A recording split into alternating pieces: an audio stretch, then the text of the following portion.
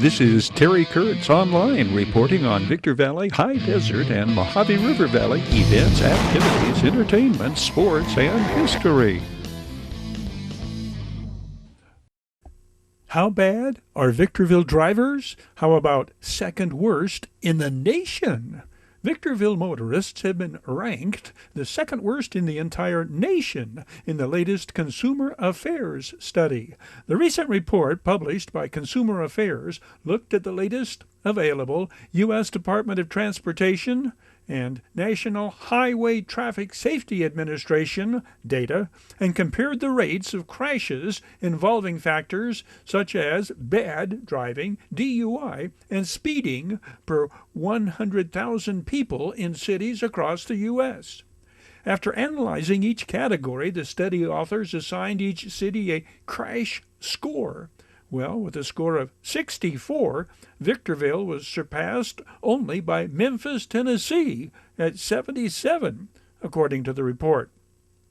Victorville drivers are among the worst in the country, in part due to the high number of traffic deaths involving alcohol. In 2022, Victorville had the second highest number of fatalities involving a driver with a positive blood alcohol amount. Victorville also had the fifth highest number of fatalities linked to speeding. The city of San Bernardino followed behind Victorville at number 4 in having the worst drivers, according to the recent study. San Bernardino was the only other California city to make the dishonor roll this year. In the previous year's statistical analysis, Victorville ranked 7th and Hesperia drivers ranked 8th. In addition, the Consumer Affairs report stated the 15 freeway through San Bernardino County is the deadliest road in California. At the state level, California was ranked at 33rd in the nation. The 5 states with the worst drivers were Montana, followed by New Mexico, South Carolina, Wyoming, and Arkansas. The state has awarded Victorville a multi-million-dollar grant to tackle its homeless situation. The city of Victorville has received a $6.3 million grant in encampment resolution funding from the California Department of Housing and Community Development to provide facilities and services to the unsheltered. The grant is earmarked to resolve encampments and provide housing and supportive services to help homeless individuals gain stability. Victorville had the second highest concentration of homeless persons at 611 in San Bernardino County, according to the point-in-time count survey conducted in early 2024. Since December of 2021, Victorville has been awarded more than $40 million for its homelessness solutions programs, including a Home Key grant from the state of California that primarily funded the construction of the Victorville Wellness Center.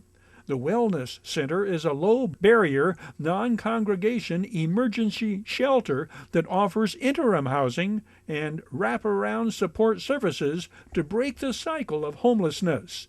The city's most unique feature is the inclusion of a recuperative care and medical clinic on site. On the first Friday of October, the Community Service and Reentry Division Homeless Outreach Proactive Enforcement Team conducted Operation Shelter Me in Victorville and surrounding communities. Operation Shelter Me aims to connect staff with unhoused residents and offer them housing, medical, and mental health treatment services. During this operation, the team focused on those with the most significant mental illness to get those individuals linked to restorative mental health pathways. The HOPE team located 93 individuals experiencing homelessness during that one-day operation. The team provided 54 individuals with referrals to programs for assistance. A total of 20 individuals were linked with follow-up professional services. The team contacted 2 families, totaling 4 individuals experiencing homelessness, and linked the 4 individuals to housing. Terry Kurtz Online was brought to you by Down Home Grill in Victorville on the corner of Bear Valley Road and Ridgecrest Road. Bid fast and last. World-class auctioneers. Zalu Quality Truck Body. Family owned and operated since 1954. The Bradco Companies, our area's longest standing full-service commercial brokerage firm. Iwanzak Law Firm, trial lawyers for serious problems. We Got 'em Tees, your headquarters for custom screen printing and mastercraft embroidery design. And by the Holiday Inn in Victorville. The Holiday Inn, conference and convention center for the high desert, and favored destination for travelers and visitors to the Victor Valley. The inflation that we've seen, the pricing that we've seen, I think it's here to stay. I don't see it rolling back at all. Joseph W. Brady levels with us on the realities of inflation and higher minimum wages and how artificial intelligence, AI, will impact both. Terry, I graduated in 79 and inflation really started in 1980 and then it peaked in like 1982. When prices peaked, they came down a little bit, but then we were somewhat used to that. So as I've had some friends of mine in the restaurant business say that may be losing some money, once we get used to that $15 salad and lunch that used to be $9.99 or $10.99, and you're still going out and eating it, you're still going to go eat it no matter what. Food prices are up 27% over last year. It's absolutely shocking. It's just shocking to me to see, you see shrinkflation. Okay, I'm a huge Costco buyer, so, I don't sit and look at the per ounces, but I can tell by the package that it's smaller. I think the inflation that we've seen, the pricing that we've seen, I think it's here to stay. I don't see it rolling back at all. And, when we were a totally energy independent economy prior to this administration coming in, we watched gas drop back about 6 weeks ago, and then all of a sudden it's moved, and it moved pretty quick. Yeah. I buy literally all my gas at every Costco in California, Utah, Arizona, and Nevada, and I can tell you that within a 3-day period of time here in Victorville, about a month ago, it went from 401 to 419 literally overnight. Yeah. And so, when I'm filling up, I always say to people, Bidenomics is not working. And I'll tell you, you really do hear from people that they're upset. So I don't think I don't see prices going down. I think where they're at, we've all become used to it. Let me tell you this about fast food. I won't say who, but I've had the distinct privilege of working for somebody very well known in the food industry. I called this person up to ask them about something, and I said, hey, by the way, what's going to happen in April with $20 per hour? Quote unquote, we will raise our prices proportionally to cover that increase. This person says to me, Joe, we've been testing AI and it really works very well. And I said, oh, really? They said, we don't have to give vacations. We don't have to give breaks. There's no bathroom stops. And we don't have to listen to anybody complain. And it really works. So this person said to me, while they want to pay employees, a fair wage and they deserve to make a reasonable profit, and I guess everybody has a different way of defining that. He said, this is gonna kind of bite people. Okay, this is, if you wish for an outcome, you may not realize what's going to happen.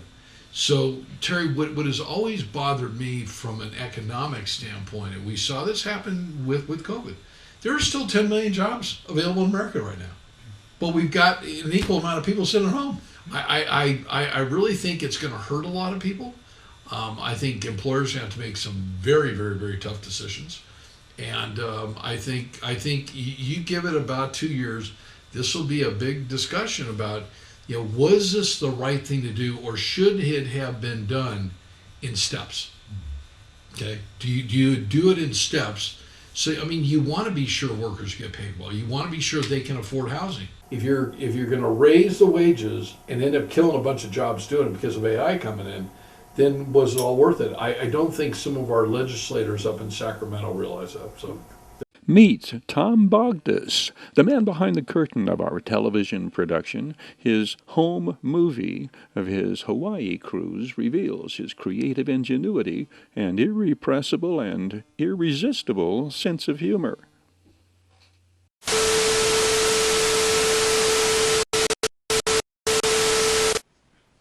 I think it's working. I don't know. We'll find out.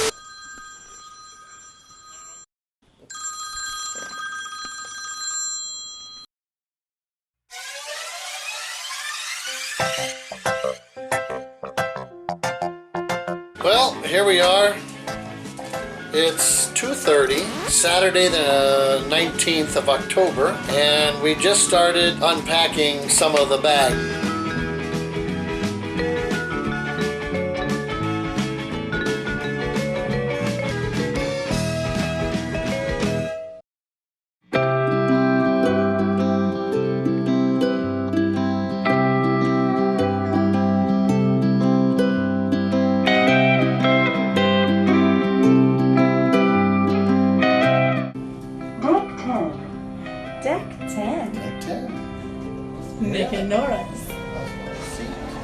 Yes. Or would you like something a little bit larger? Window seat. Window seat on that side there? Okay. Hey, okay, here we are. Day number 2. Okay, we're out to sea. Echoey. It's echoey right here? Yeah. All right. And we're out to sea, and the weather is rough. It's a little bit smoother than it was last night and this morning, but the weather is quite rough. We've got what looks to be about 10 or 11 foot swells, and it's calmed down in the last few hours. So we're gonna, yeah. So how'd you sleep, Carrie? Not very well. Yeah, neither did I. So what I'm gonna do is, you're gonna hear a bunch of wind noise, but you'll see what I'm talking about. So we're gonna go around right Swells now. and white cats. Yeah. For the white cats. Ready? Let's go. Oh boy.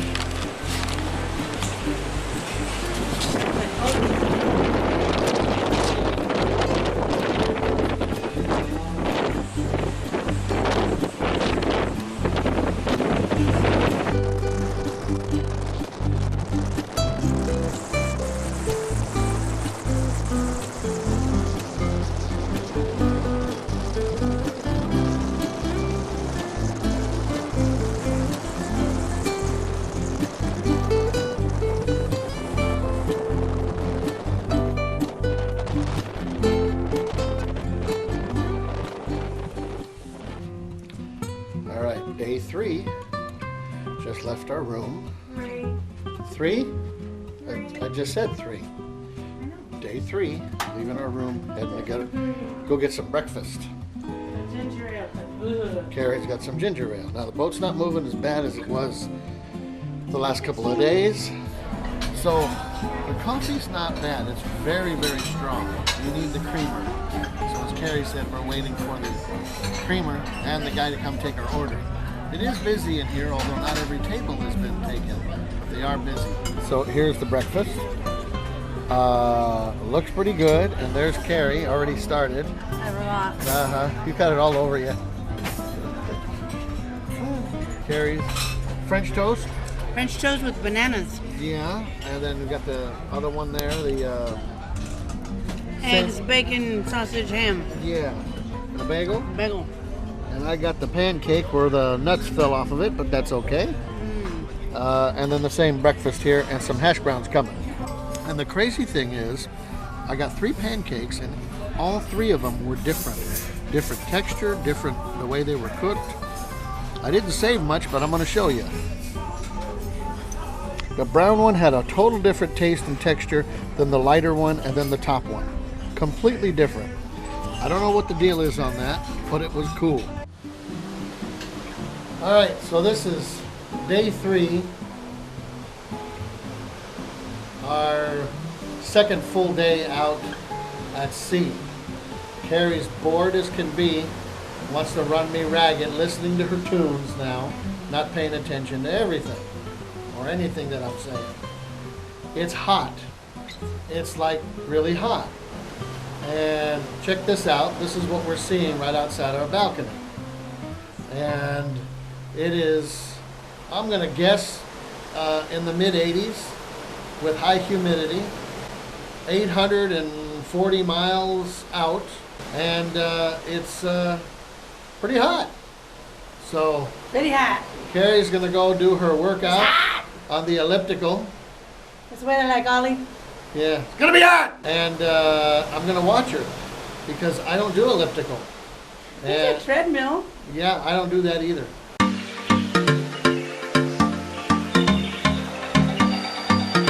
Ooh, that sun coming out. That is hot. It's hot.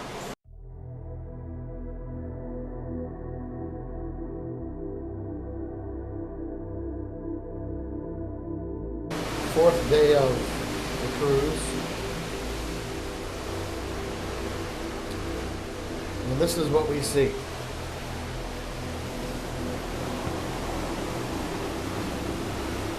As far as you can see, ocean. And nothing else. Oh yeah, clouds. We saw one bird. It's quite interesting to see the blue ocean, so crisp and blue. Oh, flying fish. Wow, that's neat. And we got some good rain last night. Not heavy rain, just steady, thick drizzle, I would say. But it was so much that it soaked everything. We've had, well, we've just ate. And, oh yeah, we ate. After that, I think we went to go get something to eat. At some point in there, we had lunch. We did miss dinner last night. We were not hungry, right? She's over there vegging in bed. We just had breakfast. I think what we're going to do today is probably go get something to eat and maybe something to drink in there too. That's pretty much it. We might just go eat. We might go to the gym. Yeah, we'll go to the gym, watch her do an elliptical thing. I did something on the bicycle, on the bike trainer thing, that really messed up my knee yesterday. Really hurt for a long time. Obviously, I know I have a bad knee. But I will try the treadmill, I think, today. That'd be a little different. Treadmill. And we're watching on the TV the camera of the Lido deck. Anyways, the reason we're watching this is because none of the other channels are working. We are out of a coverage area. My thoughts are, it's satellite TV anyways. Is there a blockage in space?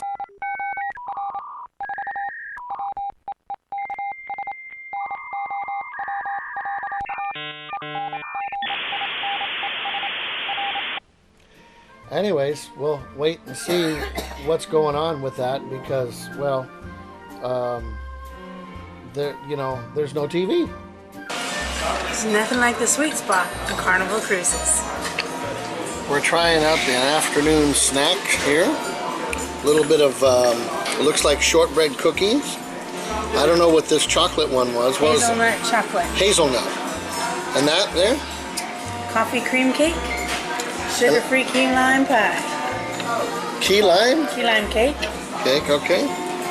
Some hot chocolate. Hot chocolate. Mixed with coffee. Yeah, we blended it with coffee. Iced tea. I love their ice. Yeah, they got the crushed ice. Love the ice. So, it's good, huh? All right. For sure.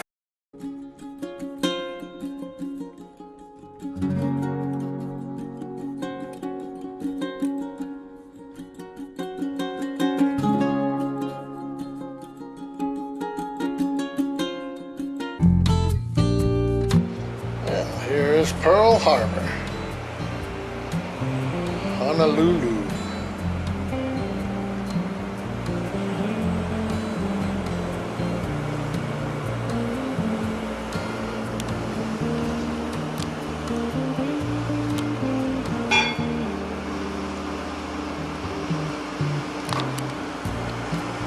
And as we curve around, you can see the fuel barge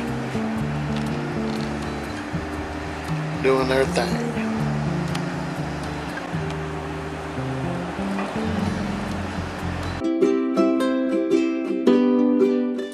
Hi everybody. Happy Halloween Happy Halloween. It's October 31st. from the Carnival Miracle. Yep, and we're about a couple hundred or a few hundred miles from our destination out to sea. Currently going northeast, right? Yeah, something like that. We're going to Ensenada, Mexico from Hawaii. Yeah, that's northeast. And doing about I'm directionally challenged. roughly, you know, like this, 20.8 knots. We're hauling Fanny. Yeah, that's 25 miles an hour, about. It's been a long journey. Yes, long journey. It's been, what's today, Thursday? I don't know. Thursday. It's Thursday, and we started this run Sunday night. And that's all we've seen is just going and going and going. Open ocean. Yep. Check this out. This is what we've been seeing this whole time. Is this, notice how the ocean is going by. So that's been our adventure so far. It's been great. Met some fantastic people. Really a lot of fun. The comedians on board have been Funny. unbelievably good. The Funny. band that we have on board for the whole trip is called the Wet Bandit.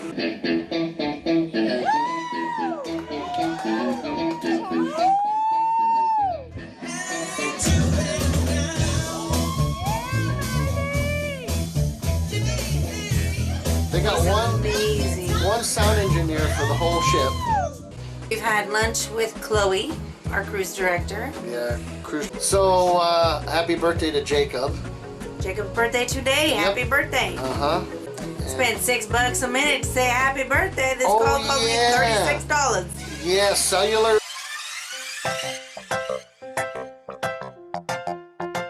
The Victor Valley Community Services Council is offering free homemaker services, transportation, and activities for seniors ages 60 and older with mobility challenges. Residents can join the group in its monthly shopping trips where they pick you up, take you home, and assist with lifting and carrying items. For more information or to reserve your seat on the bus, call 760-243-9646. The Victor Valley Community Services Council is offering free mobility devices. Do you know a senior in need of a mobility device? The Victor Valley Community Services Council provides free wheelchairs, walkers, bedside commodes, canes, and more to those who qualify. The agency recently received a generous donation of wheelchairs from High Desert Second Chance. For more information, please call 760-243-9646. A new website has been launched for First District news, events, and resources. The homepage is said to have everything a viewer needs at a glance, including a First District calendar, board meeting calendar and agendas, and contact information. The resources page shows tabs for helpful services, district activities, local chambers of commerce, and economic development links. The website is Americans with Disabilities Act compliant. One of the county's latest campaigns is Opportunity Lives, Works, and Plays Here. This partnership between the Economic and Workforce Development Departments aims to assist businesses and nonprofits with hiring, relocating, and/or expansion free of charge. They also have an on-the-job training program that reimburses businesses with 50% of a new hire's hourly wage and training expenses for up to 3 months. San Bernardino County birth and death certificates are now available online. San Bernardino County's Vital Statistics Registration Office has launched a new service that allows residents to purchase certified copies of birth and death certificates online. Currently, the service is available for births and deaths that occurred in the past 2 years. Records for events older than 2 years can be obtained at San Bernardino County Hall of Records. The Bureau of Land Management has awarded 2 grants totaling almost $5 million to accelerate the training and placement of excess wild horses and burros into private care. These grants are part of the BLM's efforts to encourage more adopters to give a wild horse or burro a good home. The Adoption Incentive Program provides up to $1,000 to adopt an untrained wild horse or burro from the BLM. The goal of the program is to reduce BLM's recurring costs to care for unadopted and untrained wild horses and burros, while helping to enable the BLM to confront a growing overpopulation of wild horses and burros on fragile public rangelands. Thanks to its Adoption Incentive Program and the online corral, the BLM has doubled the rate of private care placement over the last 5 years.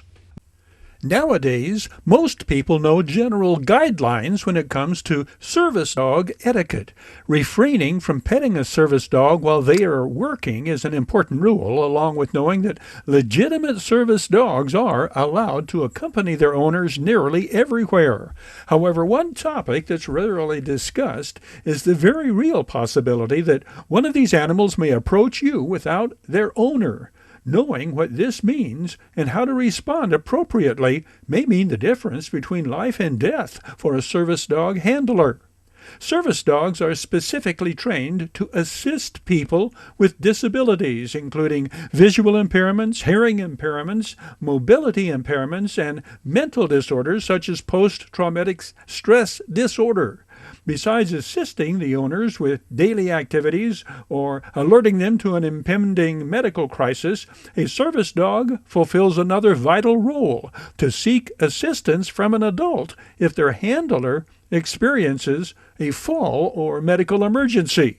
Know the signs. A service dog that's seeking assistance from a stranger may use their nose to nudge your arm, leg, or hand. As tempting as it may be to give a quick scratch behind the ears and be on your way, stop and think. Cue the dog to help you locate their owner by asking what or where, or simply begin following the dog.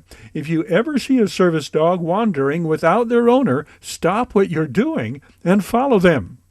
Situations that may cause a service dog to abandon their handler in search of help include a fall, like out of a wheelchair or otherwise, a seizure, a diabetic episode, an injury, or other medical emergency.